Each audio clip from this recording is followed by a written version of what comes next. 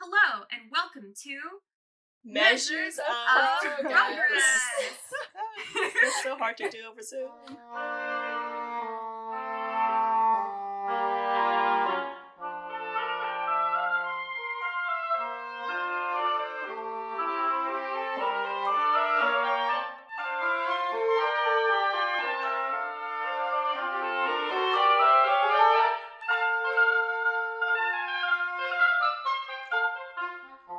Welcome back. I'm Emily. I'm Glenda. I'm Kira. And we are coming to you live over Zoom from 2 separate continents in 3 different time zones.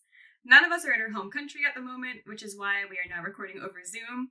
And we are all so busy with life, school, and or real professional orchestral work, which is Kira, that it has literally taken us 7.5 months to organize another episode. However, we are really excited to share today's music with you. This episode, we will be discussing Nikolai Rimsky-Korsakov's beautiful, enchanting, and thrilling orchestral suite, Scheherazade. I'll kick us off with some historical context and background information on Rimsky-Korsakov and his compositional mindset. Rimsky-Korsakov was a Russian composer from the mid to late Romantic period of music, doing the bulk of his work in the latter half of the 19th century. While he is primarily known today as a composer with a few great hits, during his time he was also considered a master of orchestration and would often help to orchestrate his friends' music. His most enduring and well-known work of orchestration is that of Modest Mussorgsky's A Night on Bald Mountain, which Rimsky-Korsakov also conducted the premiere performance of. I actually did not know that. Right? Yeah, that's so cool. Really? I know. Yeah. Well, I was reading his autobiography, which is actually a super good resource because he writes it's a really detailed journal of all the stuff he's done. He's like, yeah, I'm also a conductor. No big deal. Yeah, but I mean, I don't know if I knew that he orchestrated Night on Bald Mountain. Oh, wait, what yeah. was it before? If it wasn't was it always an orchestra piece? Was it piano? I think it was. I'm not sure. It might have been originally piano. But from what I was reading, I think. Well, it's actually kind of funny in the autobiography, because he kind of threw some shade at Mussorgsky. Mussorgsky was always kind of the least talented of the group, and he needed a lot of help with his compositions. So Night on Bald Mountain wasn't really gonna go anywhere. He had a lot of natural talent, but his orchestration skills were kind of lacking. So Yikes. yeah. So yeah, basically Rimsky-Korsakov was one of those multi-talented maniacs that music students are all jealous of. He was even offered the position of composition professor and professor of orchestration class at the St. Petersburg Conservatory when he was 27 years old in 1871, despite never having had any formal training on the subjects. In fact, he writes in the same autobiography that he should not have taken the position because he wasn't prepared for it. Big shocker. So young. Imagine just being offered a professorship when you're 27. And you had no study, literally no study? What? I don't understand. He's literally just natural talent. He's like, I hear the music in my head and I just write it down. God. Okay. Yeah. So he writes, I should not have taken this position because I wasn't prepared for it, but his I'm an up-and-coming music star ego, and then also his group of friends convinced him to take it, and it worked out. But he spent the first few years at the conservatory sort of flying by the seat of his pants and almost learning the material from his own students. And then later on, after a few years, he literally had to take time off of composing to study harmony and counterpoints so that he could actually teach it. I want to talk to those students that he taught, to be what was that like? Paying for school, presumably, and getting a really crappy teacher who you essentially had to teach yourself. Literally. Crazy. I like to think he really, hit it super well. When I was teaching oral skills, and I was I don't really know what I'm doing, but I'm gonna just kind of pretend we're in improv class and kind of yes and you and vibe off of what's going on here. So maybe that's how we got by. But I think he also wrote something I think the students were starting to figure out that I didn't know anything, so I had to actually learn. Right. That happened when he was about 27, but going back in time a little bit, Rimsky-Korsakov was also a member of the Russian Navy, which maybe contributed to him not getting formal training because he was doing like naval missions and stuff like that. He wrote in his autobiography that he was on boats and sailing the seas from the age of 12 onwards, and he always had a great love for the sea, which inspired him in a lot of his musical creations. Scheherazade was more so inspired by folk stories and fairy tales, but there's definitely also some oceanic themes going on in there, as we will see later on. And staying on the topic of the Navy for another fun fact, in 1862, Rimsky-Korsakov was sent by the Navy on a 3-year voyage around the world. He visited England, and then he sailed to North America, where he ended up visiting the Canadian side of Niagara Falls in November 1863. Nice. The best side. Yeah, Exactly. wow. Yes. I think he, like, literally went, like, boating at the bottom of the falls, too. Oh, okay, that's fun. And then after his naval voyage took him to North America, his ship crossed the Pacific. He ended up in Rio de Janeiro for a while, and then returned back north, stopped in Spain, France, Norway, Finland, so very well traveled on his naval voyage. Can you imagine being on a boat for that long? No! Gotta love it. That's a long voyage. So after Rimsky-Korsakov got back to Russia after his incredibly long boat journey, then his career really started to take off. He worked closely with a group of 4 other composers, the previously mentioned Modest Mussorgsky, Alexander Borodin, Cesar Cui, and Mily Balakirov. The 5 of them together became known as Les Cinq, or the 5. With their music, they aimed to create a Russian national style of music, which hadn't really existed until that point. Okay, hold on. Did they call themselves Les Cinq? I would love to know who, like, it was just like, you know, however many years later, some French historian was like, oh, they're just called Les Cinq. We'll just call them because, like, there are 5 of them, and I'm French, so we're calling them Les Cinq, you know? Like, surely, if they were naming themselves the 5, it would just be whatever the 5 is, but in Russian. Especially since they're trying to do, like, you mentioned that the whole point is to create, like, a Russian sound. Wait, so I was wondering, because I've heard of the Mighty Handful, is that a different group from the 5, or is that the same group? Yeah, Mighty Handful, the 5, Les Cinq, lots of different nicknames, same group of people.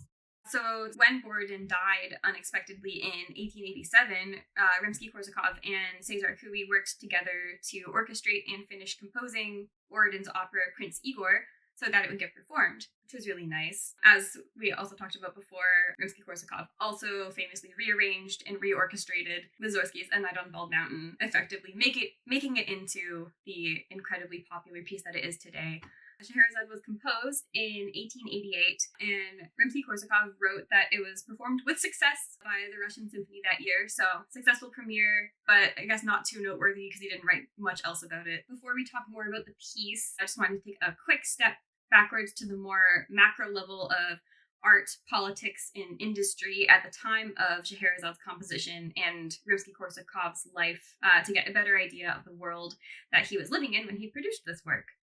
So the 19th century was a significant period of change in many different areas of society. Most notably, the turn of the 19th century saw the Industrial Revolution, so huge leaps forward in technology that brought about mass production, new modes of transportation, electricity, communication, improvements to the agriculture industry, etc., etc. The first Industrial Revolution was mostly confined to Britain, but obviously the effects of it spread across the entirety of Europe. Interestingly, though, Russia was a little further behind the other European countries in terms of industrialization. They remained a largely agrarian society until their own industrial revolution at like the end of the 19th century, and they were considered to be both politically and socially underdeveloped compared to the rest of Europe until that point.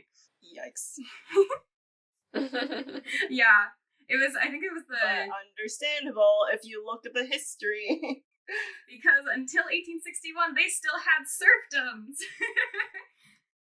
Yeah, active serfdoms with the nobles and the aristocrats controlling the majority of resources and avoiding social upheaval by keeping the peasants oppressed. Yeah, while Britain's out here inventing, like, steam-powered locomotives, Russia's out here just, like, keeping those peasants down.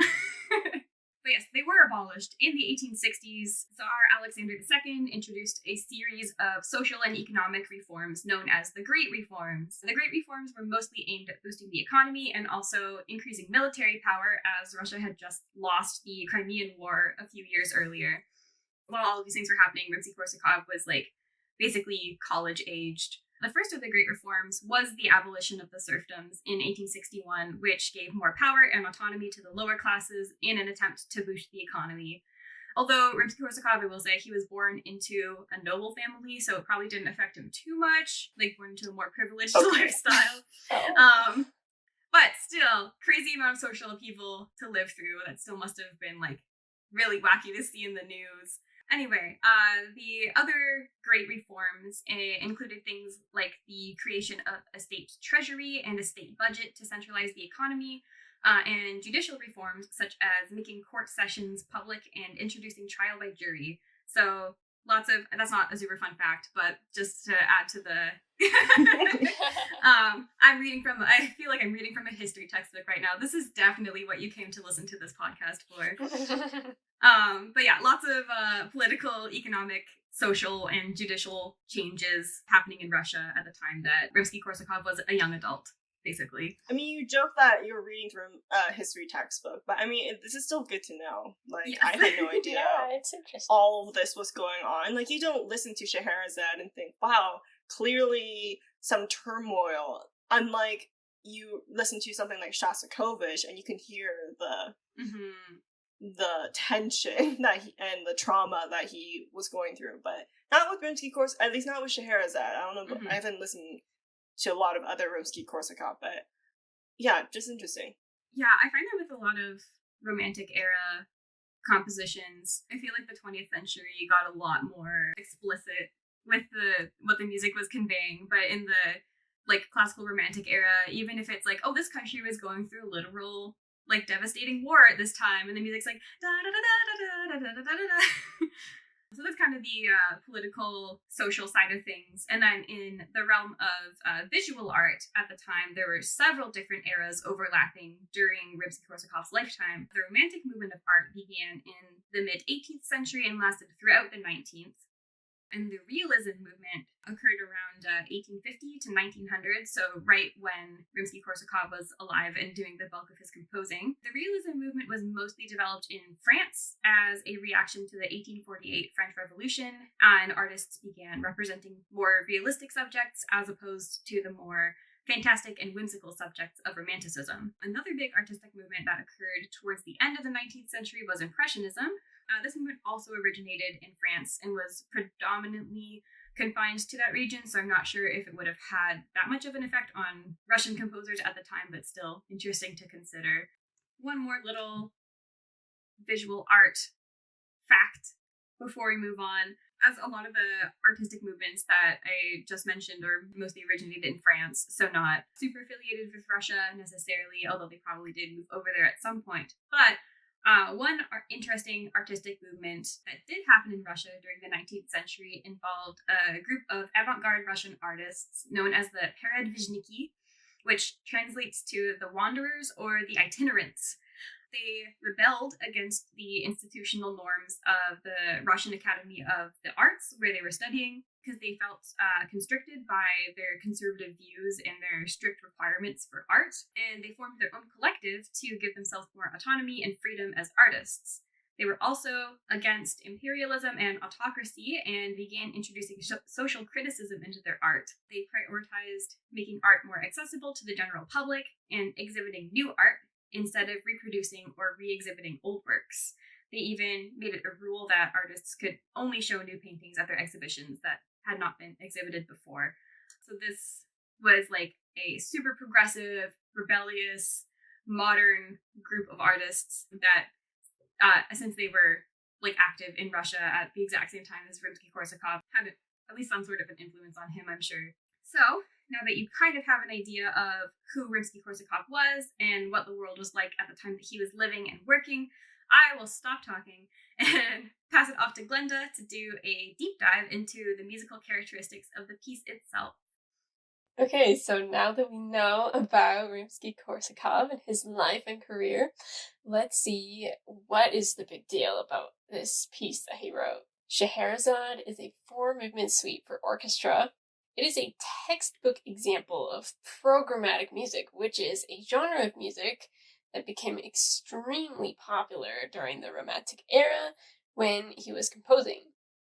Programmatic music generally contains elements of storytelling and imagery and is often based on a legend or sometimes a piece of art or an idea of some sort. It is contrasted with what we call absolute music, which is basically music for music's sake, which is more abstract with no extra musical meanings intended by the composer. Rimsky-Korsakov's inspiration for Scheherazade was the collection of Middle Eastern folktales entitled 1001 Nights, or also known as Arabian Nights. I'm sure you've heard of these stories as they've inspired a great deal of movies, books, and many other stories in pop culture.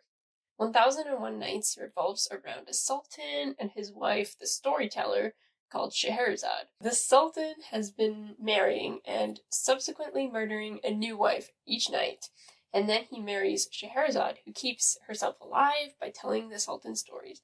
She tells him a new story each night for 1001 nights, hence the name, leaving him on a cliffhanger each night, creating an incentive for him not to kill her. I would die immediately in that situation. Same. My ability to improv.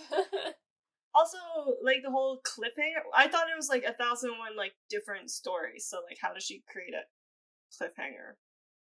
Just like teases the next story? It might, maybe, yeah. I think so. It's not entirely clear. I mean, I would have to read these stories, which I haven't, so unfortunately I don't really know, but I'm assuming, everyone makes reference to, oh, they were so good that he wanted to hear more. There was something about it. In Rimsky-Korsakov's work, each movement is linked together by a virtuosic violin cadenza. This violin solo represents Scheherazade telling her stories to the Sultan and is slightly varied in each movement. Interestingly, however, Rimsky-Korsakov intentionally tried not to have a unifying narrative tying the piece together, instead preferring to let his audience take what they wanted from the music. He even initially wanted to title the movements Prelude, Ballade, Adagio, and Finale to make the piece more abstract and reduce any association with specific characters or stories. However, his circle of friends advised him to use more programmatic titles, and so he chose to title each movement after one of the stories from the 1001 Nights. Movement 1 is called The Sea and Sinbad's Ship. Movement 2 is called The Story of the Calendar Prince. Movement 3 is The Young Prince and the Young Princess. And movement 4 is sort of segmented into 3 smaller titles. There's Festival at Baghdad, The Sea, and then The Ship Goes to Pieces on a Rock, surmounted by a bronze warrior. Okay, yes. Wait, so he named these after he composed them? I don't know if it's said, but this was also from his biography where he talked about how his friends advised him to do this. So I assume maybe it was after he wrote it. Anyways, although each movement has some similar melodic materials, and the theme from the first movement returns unambiguously in the finale, Rimsky-Korsakov didn't have one singular cohesive narrative in mind for the entire piece, and from his biography he wrote, "In vain do people seek in my suite leading motives, linked unbrokenly with ever the same poetic ideas and conceptions. On the contrary, in the majority of cases, all these seemingly light motives are nothing but purely musical material, or the given motives for symphonic development. All I had desired was that the hearer, if he liked my piece as symphonic music, should carry away the impression that it is beyond doubt an oriental narrative of some numerous and varied fairy tale wonders, and not merely 4 pieces played one after the other, and composed on the basis of themes common to all the 4 movements." So that's a translation, obviously. But yeah, basically in non-19th century speak, there is no overarching narrative continuity, despite the fact that a lot of the music sounds similar. He just wanted to write a whimsical fairy tale piece based on a distant and mysterious culture's folk stories. Which is interesting too, because I feel like a composer having the attitude of, oh, audiences can take whatever they want from my music is more of an like abstract, absolute music type of a attitude towards it. So I think that's interesting juxtaposition of he wrote program music, but kind of wanted to treat it closer to absolute music, or like at least leave the narrative open. Yeah. Also, it does sound remarkably similar. Like, all the movements kind of sound remarkably similar. So it's interesting to hear that he was like, no, this isn't one overarching thing. Like, this is actually four or however many individual stories. Yeah. Especially since he also chose to, as you mentioned, like the violin cadenza, chose to use that to really connect all of them. So I always pictured it as like, I don't know, I find similarities with it to like pictures at an exhibition where it always has a bum, bum, bum, bum, the promenade theme. The promenade in between, and then it's just like going to another thing. But it's all like in this one thing. I don't know. I guess it's just like if he wanted it to be clearly four different things, or however many, why would he have this connection, and why would he make it sound kind of all similar? True, yeah. So, speaking of basing music off other cultures' traditional stories, another very popular feature of Romantic era music, in addition to programmatic music, was this fascination with the far-off distant lands and mysterious unknown peoples. So exoticism, which is basically just a fancy word for cultural appropriation, was quite prevalent in European composers during this time due to the fact that collective knowledge about the world was expanding and foreign places and cultures were being experienced for the first time. Artists of all kinds took inspiration from elements of these cultures, such as language, traditional dress, and their folk music and instruments. Since it was the 19th century, this was generally done in quite a problematic way and came from a place of ignorance rather than respect. But luckily, it is one aspect of classical music that we have now collectively agreed is problematic and that we should now be very careful about. Even if you're programming this kind of work, we like to be very sensitive about it these days. But yeah, so one element of exoticism that can be heard in Scheherazade is the use of modal melodies and harmonies throughout.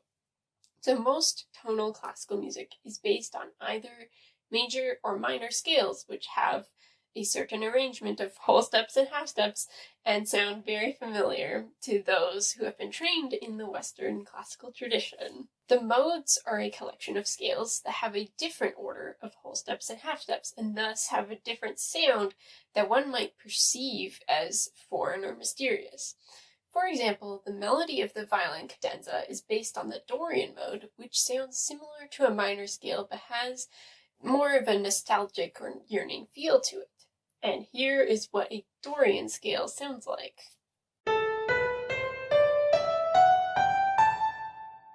See if you can hear how the violin cadenza is based off of this scale.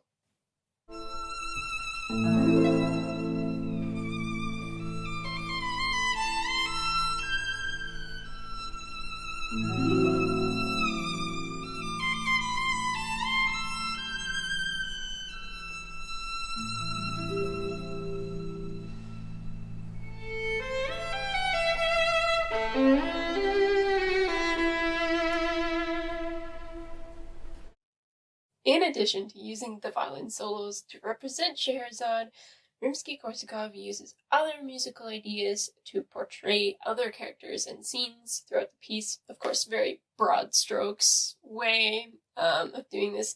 For example, at the beginning of the piece, we hear a strong, powerful and intimidating brass fanfare that's meant to represent the Sultan.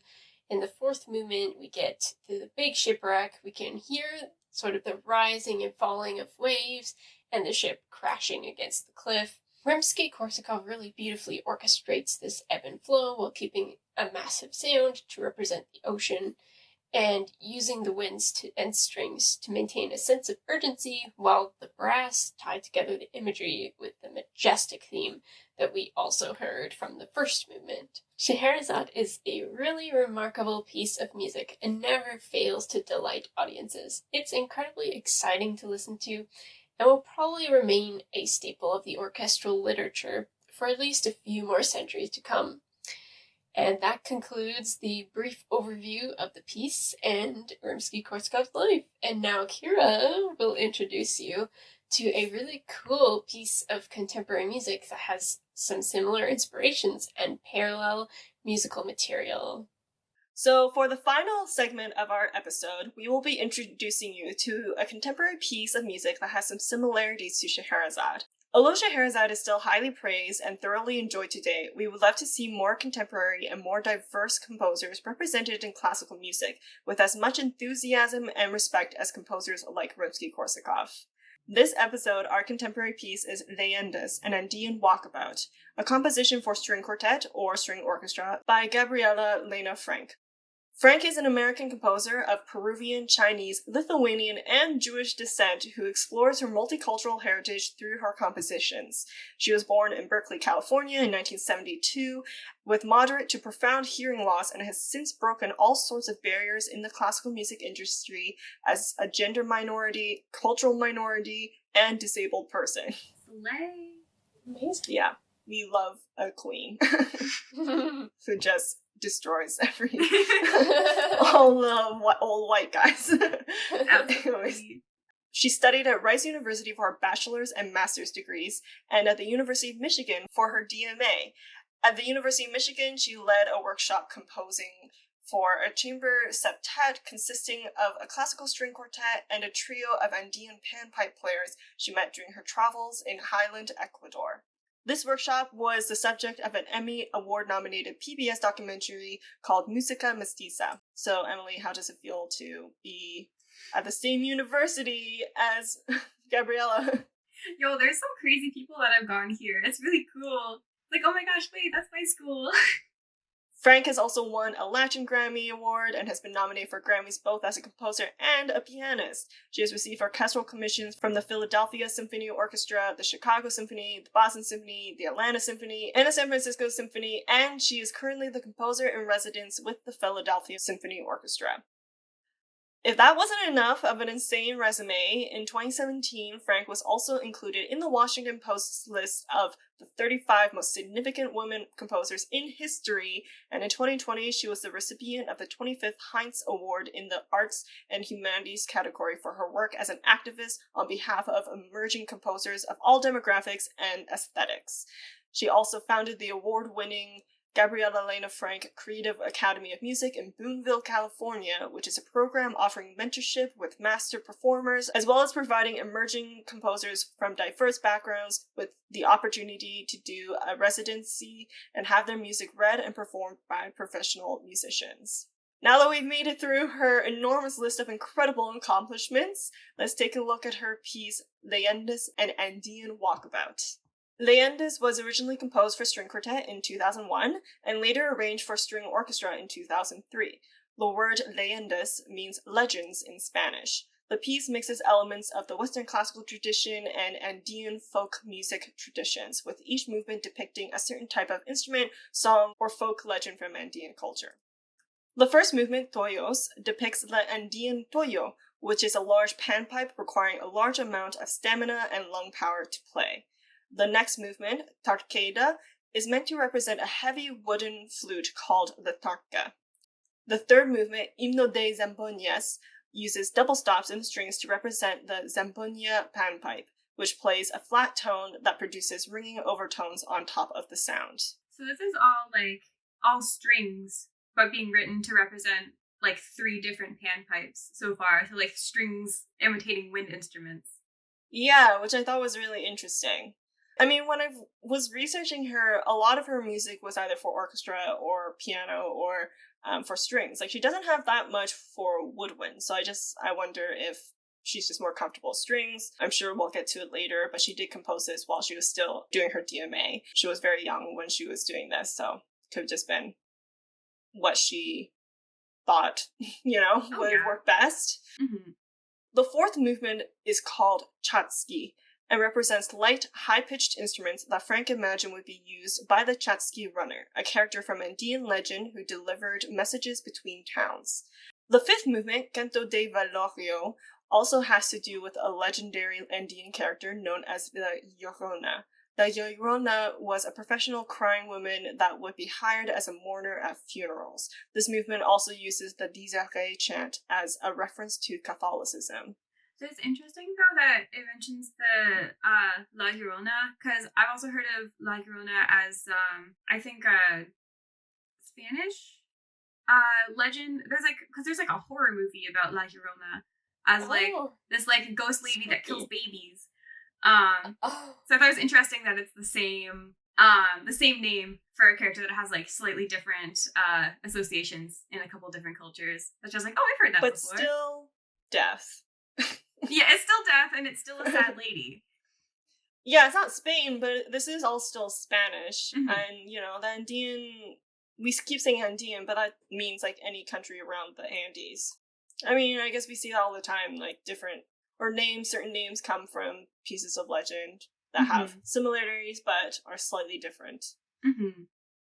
Finally, the sixth movement, called Coquetellos, takes an abrupt departure from the dark themes of the previous movement and depicts a love song that would be sung by men known as romanceros. It ends the piece in a bold, passionate, and festive manner, reminiscent of a vendaval de guitarras, or storm of guitars. I'm sorry to any Spanish-speaking listeners. None of us speak Spanish. I'm sorry. That's all I can say. I'm doing my best. Although this piece is very different in instrumentation from Scheherazade, being a chamber composition rather than a huge orchestral work, the main thing that connects the two is this idea of folk, as both Rimsky-Korsakov and Frank base their compositions on folk legends. However, while Rimsky-Korsakov heard 1001 Nights and created music using Western classical idioms that resembled his conception of Middle Eastern culture, Frank heard Andean folk tales and decided to travel abroad and experience the culture and their customs, folk songs, and traditional instruments, then created a piece of music that authentically represents the stories she heard. Another similarity between the two pieces is the multi-movement structure, where each movement represents a different folk tale, or in Frank's case, a different element of the Andean culture. Additionally, in the string orchestra version of Leyandas, the concertmaster is given a lot of solos, much like in Scheherazade. Similarly to Rimsky-Korsakov, in the early years of her teaching career, Frank also experienced a great deal of imposter syndrome. Here is a quote from one of her articles with BBC Music.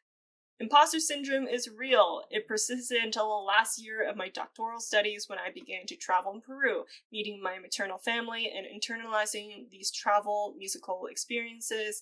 My music transformed and I found the start of a real voice. I needed to write Leyandas and Andean Walkabout.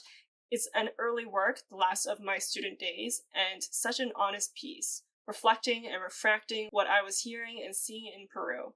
Looking back, I see it as a kind of reconciliation of my exterior world and my interior questions about my identity and heritage. It's been remarkable for me to see how often it is performed and in so many countries. I think it touched a nerve."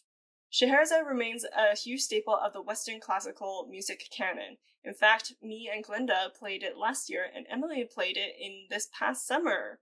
But we hope to see cool new music, much like Gabriela Lena Frank's piece, programmed with the same regularity and enthusiasm in the future. And we hope that you do too after learning about how amazing this composer is and listening to her piece and all her other compositions.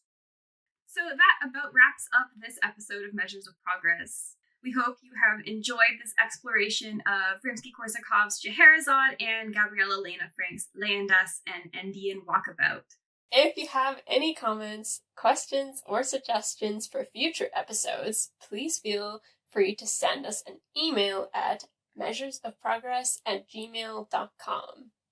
Thank you to Taryn Plamondon for composing our wonderful theme music. Follow him at Édition Plamondon and check out his link in our bio. Please like and share this episode with your friends and follow the pod on Instagram at Measures of Progress Pod. Thank you so much for listening.